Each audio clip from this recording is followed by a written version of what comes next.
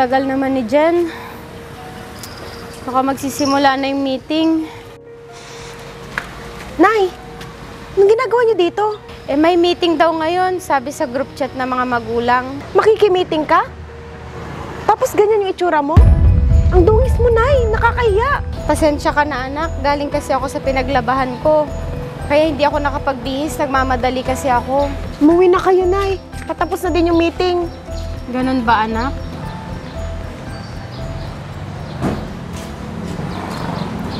Bilisan niyo na umalis. Jen, saan yung tinulak mo? Yun. Labandera lang namin yun. Inutusan lang siya ni Mami para siya daw makapag-meeting sa akin. Ha, okay. Ba't mo pinauwi? Patapos naman na yung meeting, di ba? Kaya pinauwi ko na. Ayokong malaman yung mahirap lang kami at labandera lang ang nanay ko. Nakakahiya.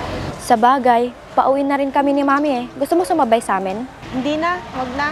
May sundo rin naman ako. Hindi niyo pwedeng malaman kung saan ako nakatira. Mabibisto pa akong kubo lang ang bahay namin. Ayoko. Baka laitin at pagtawanan lang ako. Ang tagal na kasi natin magkaklase. Hindi pa namin nakikilala yung mami mo. At saka, hindi pa namin alam kung saan ka nakatira. Hayaan mo. Isang araw ituturo ko sa inyo yung bahay namin. Sige, mauuna na pala kami. Hinihintay na ako ni Mami sa kotse. Sige, ingat.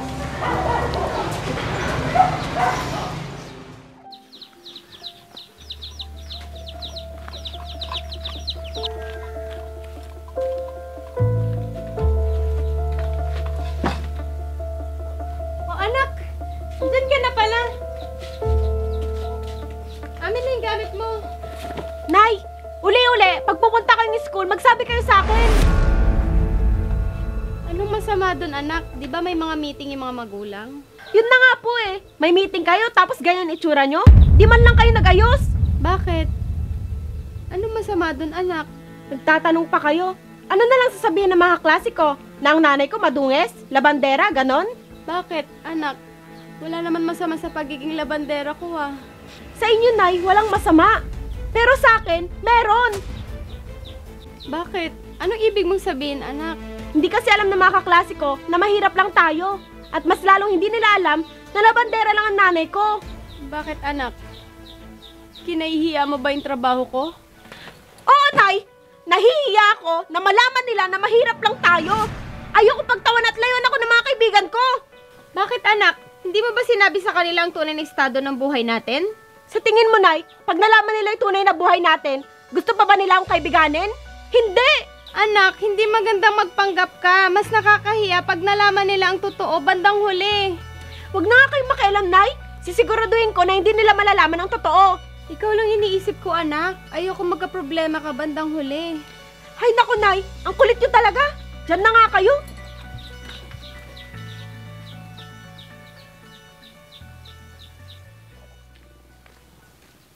Uy, si Jen yun ah.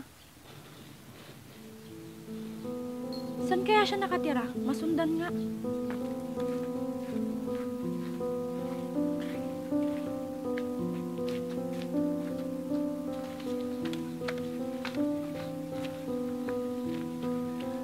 Diyan nakatira si Jen?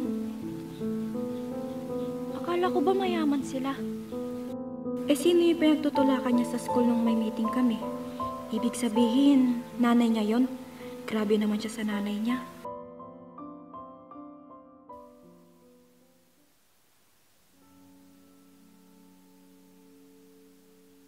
Saan kayo pupunta si Jen? May tao kaya sa kanila? Tao po! Ay, magandang umaga po. Ay, Iha! Anong ginagawa mo dito? Halika, upo ka. Salamat po. Ano palang sadya mo dito? Ay, tita, sinundan ko po kasi si Jen. Dito po pala kayo nakatira? Oo, Iha. Nakakahiya man aminin. Ito yung bahay namin. Tama po ba? Nanay kayo ni Jen? Oo, Iha. Bakit? Di ba kayo po yung tinulak ni Jen nung school meeting namin? Ako nga, Iha. Pero ayos lang ako. Iba po kasi yung pakilala niya sa inyo at iba rin po yung kwento niya sa buhay niyo. Alam ko na sinasabi niyang labandera niya ako. At ang alam nyo na mayaman kami. Hindi naman po ako ganun, tita. Hindi naman po ako tumitingin sa estado ng buhay ng mga kaibigan namin. Natutuwa ako at ganyan ka mag-isip, Iha. Tita, wag niyo na lang pong sasabihin kay Jen na alam ko na po yung totoo. Baka po kasi magalit po siya sa inyo. Sige, Iha. Kung yan ang gusto mo, walang problema. Hindi na po ako magtatagal. Baka po maabutan pa po ako ni Jen. Tutuloy na po ako, tita. Sige, Iha. Mag-ingat ka. Salamat po, tita.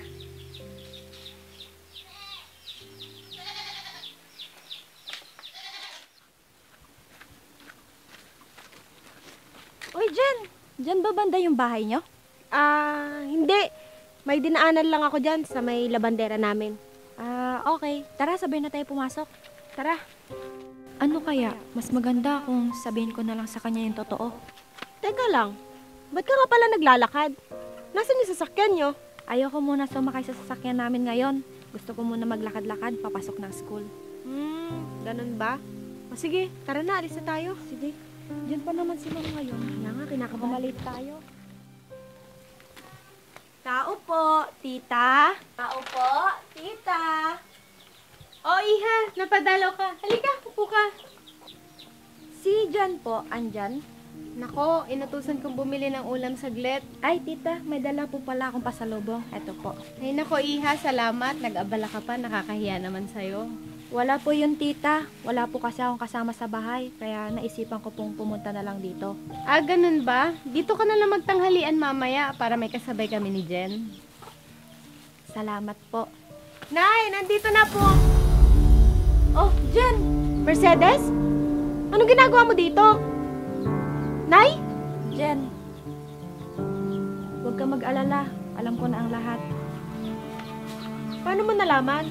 Sinundan kita nung nakita kita naglalakad. Kaya nalaman ko na dito ka pala nakatira. Pagtatawanan mo ba ako? Ayaw mo na ba akong maging kaibigan? Ano ba yung iniisip mo, Jen? Porket ba mahirap ka, iniisip mo na ayaw na kitang maging kaibigan? Hindi ako ganun, Jen. Hindi ako namimili ng kakaibiganin. Pasensya na. Nahihiya kasi ako sa'yo. Wala yon. Alam mo ba, hindi rin maganda na kinakahiya mo ang trabaho ng nanay mo. Kahit anong trabaho niya, kailangan maging proud ka pa rin sa kanya. Nay, patawarin niyo po ako kung nagawa ko po kayong ikahiya. Gusto ko lang naman pong... Naintindihan kita, anak. Kaya patawarin mo si nanay kung hindi ka kayang bigyan ng marangyang buhay. Mercedes, maraming salamat. Dahil sa'yo, na-realize ko na hindi dapat ikahiya ang buhay na meron ka. Lalong-lalo na ang ikahiya ang trabaho ng magulang na siyang bumubuhay sa'yo. Salamat talaga.